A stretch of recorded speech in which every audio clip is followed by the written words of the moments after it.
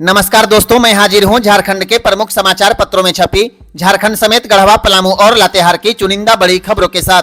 जानिए आज की तमाम बड़ी खबरें जो आपके लिए जानना बेहद जरूरी है। चाहे बात हो मैया सम्मान योजना की, पीएम और अबुआ आवास की, या फिर राशन कार्ड और पेंशन जैसी योजनाओं की। यह वीडियो झारखंड के गढ़वा जिले का है। मझियाओं अंचल के अंचल अधिकारी प्रमोद कुमार को इनकी पत्नी ने प्रेमिका के साथ सोते हुए पकड़ लिया, जिसके बाद खूब हाई वोल्टेज ड्रामा देखने को मिला। पति को रंगे हाथ पकड़ने के बाद पत्नी ने उन्हें घर में कैद कर दिया। सीओ की पत्नी बिहार के पूर्व सांसद की बेटी है। पुलिस ने सीओ की प्रेमिका को हिरासत में ले लिया है। सीओ की पत्नी का नाम श्यामा रानी है, जिन्होंने अपने पति को गर्लफ्रेंड के साथ रंगे हाथों पकड़ लिया। दरअसल गढ़वा जिले के मझियाओं के सीओ प्रमोद कुमार अपनी प्रेमिका के साथ एक ही रूम में सोए हुए थे, जिसकी सूचना उनकी पत्नी श्यामा रानी को लग गई थी। सूचना मिलते ही उनकी पत्नी ने सुबह 4 बजे जब सरकारी आवास पहुंची तो वह दीवार फांदकर घर में चुपके से घुस गई। इसके बाद वह आश्चर्यचकित रह गई कि उसका पति किसी अन्य औरत के साथ सोया हुआ है। उन्होंने तुरंत तीनों दरवाजा लॉक कर दिया। जबकि सीओ को इसकी भनक लगी तो वह आग बबूला हो गए और ताला खोलने के लिए चीखने चिल्लाने लगे। पुलिस के बड़े बड़े अधिकारी भी मौके पर पहुंचे, लेकिन पत्नी श्यामा रानी के आगे किसी की न चली। अंत में थक हारकर सीओ साहब छत से कूदकर हंगामा करने लगे। इसी बीच में पुलिस ने सीओ की प्रेमिका को हिरासत में ले लिया है। गढ़वा जिले से एक चौंकाने वाली खबर सामने आई है। मेराल थाना क्षेत्र के सोहबरिया गांव में 3 बच्चों की मां अपने प्रेमी संग फरार हो गई और अब पूरा गांव हैरान है। यह घटना 14 अक्टूबर की बताई जा रही है। पति काम पर बाहर था और उसी दौरान पत्नी अपने प्रेमी नंदकुली चौधरी के साथ घर छोड़कर भाग गई। पति ने बताया वह 3 बच्चों को छोड़कर 32,500 रुपए नगद और घर का सामान भी लेकर भाग गई है। अब पति थाने में न्याय की गुहार लगा रहा है। पुलिस ने मामला दर्ज कर महिला और उसके प्रेमी की तलाश शुरू कर दी है। थाना प्रभारी का कहना है कि 2 से 3 दिन में दोनों को गिरफ्तार कर लिया जाएगा। 3 बच्चों को छोड़कर प्रेमी संग भागने की यह कहानी अब पूरे इलाके में चर्चा का विषय बनी हुई है। झारखंड के मौसम में बड़ा बदलाव शुरू हो गया है। मौसम विभाग के अनुसार यदि हिमालय क्षेत्र में बर्फबारी होती है तो 15 नवंबर के बाद कपकपाने वाली ठंड झारखंड में दस्तक दे सकती है। इस दौरान उत्तर पश्चिमी ठंडी हवाएं रांची और आसपास के इलाकों को अपनी चपेट में ले लेंगी। फिलहाल बंगाल की खाड़ी में कोई नया सिस्टम नहीं दिख रहा है, लेकिन अगर पश्चिमी विक्षोभ सक्रिय हुआ तो हल्की बारिश की संभावना है। ऐसे में झारखंड में ठंड और तेज हो जाएगी। इधर तूफान मोन्था का असर खत्म होते ही अब आसमान से बादल छटने लगे हैं। सोमवार से मौसम पूरी तरह साफ रहेगा। मौसम विभाग ने अगले 5 दिनों में रात के तापमान में 5 डिग्री तक गिरावट की भविष्यवाणी की है।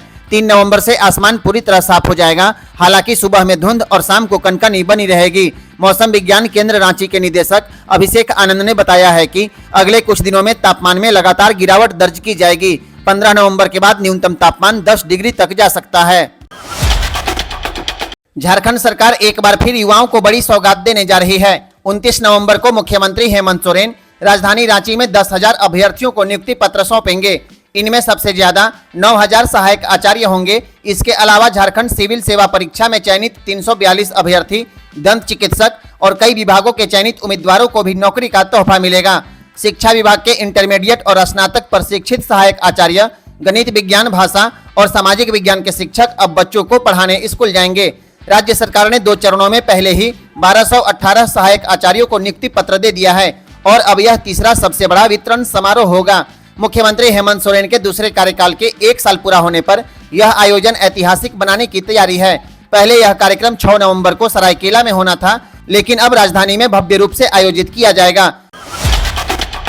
झारखंड के 25वें स्थापना दिवस के मौके पर राजधानी रांची में बड़ा आयोजन होने जा रहा है। मुख्यमंत्री हेमंत सोरेन 15 नवंबर को विधानसभा के पास बने 70 विधायक आवासों का उद्घाटन करेंगे। उद्घाटन के बाद सभी विधायकों को नए आवास में शिफ्ट होना होगा, क्योंकि पुराने आवासों का आवंटन रद्द कर दिया गया है। भवन निर्माण विभाग की ओर से विभिन्न जिलों में पूर्ण हुई लगभग 100 योजनाओं का उद्घाटन और शिलान्यास भी मुख्यमंत्री हेमंत सोरेन करेंगे। इसके साथ ही नई योजनाओं की शुरुआत और नियुक्ति पत्र वितरण कार्यक्रम भी शामिल है।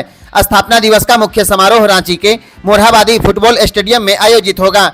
मुख्य सचिव अविनाश कुमार ने सभी विभागों को निर्देश दिया है वे शुभारंभ, शिलान्यास और नियुक्ति पत्र वितरण से संबंधित प्रस्ताव और सूची जल्द उपलब्ध करा दें।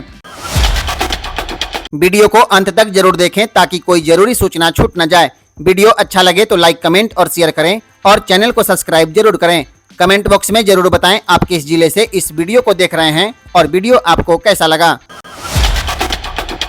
झारखंड में लंबे इंतजार के बाद नगर निकाय चुनाव की प्रक्रिया ने रफ्तार पकड़ ली है। राज्य सरकार ने ओबीसी के लिए आरक्षण को स्वीकृति दे दी, जिसके बाद राज्य निर्वाचन आयोग ने वार्डों के गठन यानी परिसीमन और आरक्षण की प्रक्रिया शुरू कर दी। आबादी के हिसाब से इस बार वार्डों का नया स्वरूप तय होगा। इसके साथ ही दिसंबर से जनवरी के बीच चुनाव कराए जाने की संभावना बढ़ गई है। 1.5 लाख की आबादी पर न्यूनतम 35 वार्ड तय होंगे। इसके बाद 50,000 की अतिरिक्त आबादी पर एक नया वार्ड जोड़ा जाएगा। उदाहरण के लिए 2 लाख की आबादी पर 36 वार्ड होंगे। प्रत्येक वार्ड की जनसंख्या लगभग समान रखी जाएगी। अधिकतम 5% की कमी बेसी स्वीकार्य होगी। सभी वार्डों के क्षेत्र परस्पर जुड़े हुए होंगे, बीच में कोई अन्य क्षेत्र नहीं रहेगा। जनसंख्या के आधार पर कई नगर निकायों में वार्डों की संख्या बढ़ेगी। नई भौगोलिक सीमाएं तय की जाएगी। प्रत्येक वार्ड में लगभग समान आबादी रखी जाएगी ताकि संतुलित प्रतिनिधित्व सुनिश्चित हो सके। पहले एससी और एसटी की जनसंख्या अनुपात के अनुसार आरक्षण तय होगा। उसके बाद BC1 और BC2 के लिए आरक्षण निर्धारित किया जाएगा। कुल आरक्षण 50% की सीमा से अधिक नहीं होगा। महिला आरक्षण के लिए चक्रानुक्रम प्रणाली लागू की जाएगी। आपको बता दें, झारखंड में नगर निकाय चुनाव साल 2020 से लंबित है। अब परिसीमन और आरक्षण प्रक्रिया शुरू होने के बाद चुनाव की तैयारी लगभग पूरी मानी जा रही है। झारखंड स्वास्थ्य विभाग ने नेशनल ब्लड पॉलिसी के तहत राज्य भर में ब्लड रिप्लेसमेंट सिस्टम को समाप्त करने का आदेश जारी किया है। अब किसी भी ब्लड बैंक में मरीज के परिजनों से खून के बदले खून नहीं मांगा जा सकेगा। सारी जरूरतें स्वैच्छिक रक्तदान और ब्लड डोनेशन कैंप से पूरी की जाएगी। यह फैसला जनहित में सराहनीय जरूर है, लेकिन विशेषज्ञों का कहना है कि यदि तैयारी पूरी नहीं हुई तो मरीजों को ब्लड की भारी किल्लत झेलनी पड़ सकती है।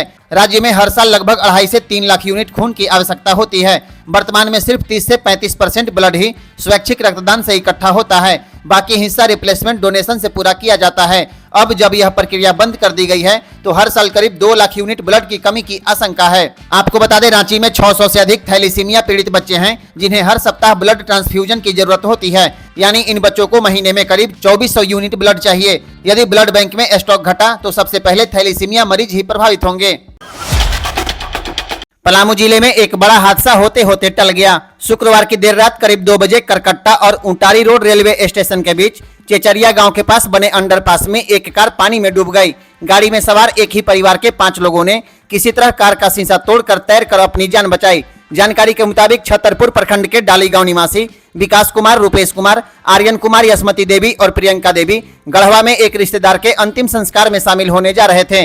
रास्ते में अंडरपास में जमा बारिश के पानी की गहराई का अंदाजा न लग पाने के कारण कार पानी में उतर गई और धीरे धीरे पूरी तरह डूब गई। कार लगभग 5 से 6 फीट गहरे पानी में फंस गई, जिससे सभी सिस्टम लॉक हो गए। स्थिति बिगड़ती देख कार सवार लोगों ने शीशा तोड़कर किसी तरह बाहर निकलने में सफलता पाई। इस दौरान मौके पर मौजूद लोगों ने पुलिस को सूचना दी।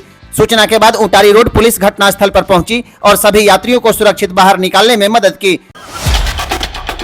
बिहार के जगदीशपुर विधानसभा क्षेत्र में एक प्रत्याशी को समर्थकों ने दूध से नहला दिया। आपको बता दें, महागठबंधन के प्रत्याशी किशोर कुणाल उर्फ राजू यादव के प्रति समर्थकों का जोश देखने लायक रहा।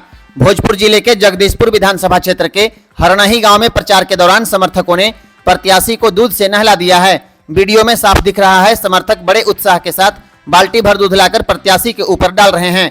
इस दौरान चारों ओर राजू यादव जिंदाबाद के नारे गूंजते रहे। आपको बता दें, जगदीशपुर विधानसभा क्षेत्र में पहले चरण के तहत 6 नवंबर को मतदान होना है। इसी को लेकर प्रत्याशी घर घर जाकर जनसंपर्क कर रहे हैं और लोगों से आशीर्वाद मांग रहे हैं।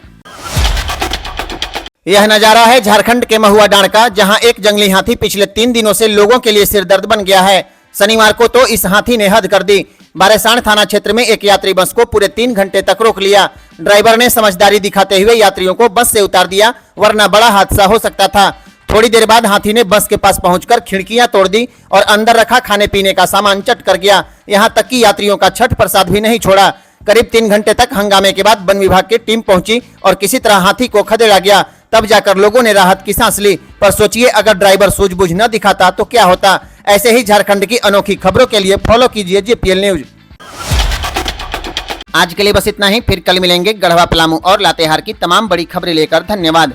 वीडियो अच्छा लगे तो लाइक, कमेंट और शेयर करें और चैनल को सब्सक्राइब जरूर करें।